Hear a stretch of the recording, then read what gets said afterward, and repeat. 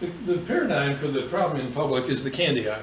So you're in aisle 5, that's the candy aisle, and your 4-year-old says, can I have some candy? You say no, because all the candy bars weigh 40 pounds in the candy aisle. And you say no, and bam, the kid's on the floor yelling, screaming, kicking, doing all this stuff. And don't you love this part? A crowd is gathering to see how you're going to handle it. So there you are, this screaming kid and all that. What are you going to do? First thing you're going to do is make sure you got the 1, 2, 3 rolling at home, where you're getting a good response at 1 or 2 most of the time.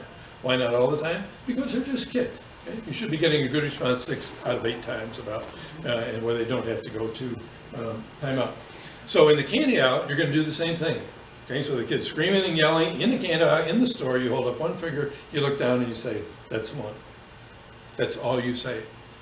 What's important here? What's important here is what you don't say. You don't go like this. That's 1.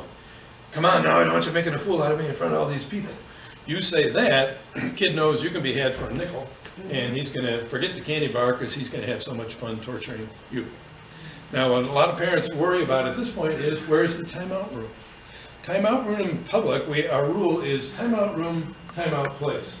And what that means is, wherever you are, there is either a room-like thing, or a symbolic place you can use for a timeout. So in the grocery store, is there a timeout room? Bathroom. Who said bathroom? Bathroom is one correct answer. That's right. Okay, timeout place. Timeout place could be buy the Uncle Ben's rice. Another timeout place could be a timeout mat. We have a timeout mat in our starter kit.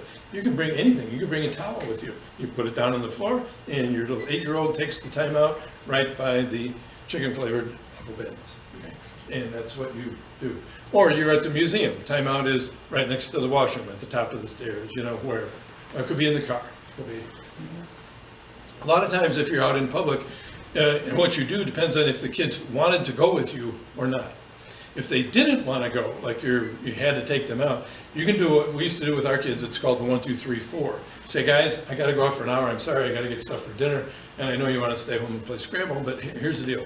If you're good for the hour, and good means you don't hit a count of 4, I'm going to give you an extra count.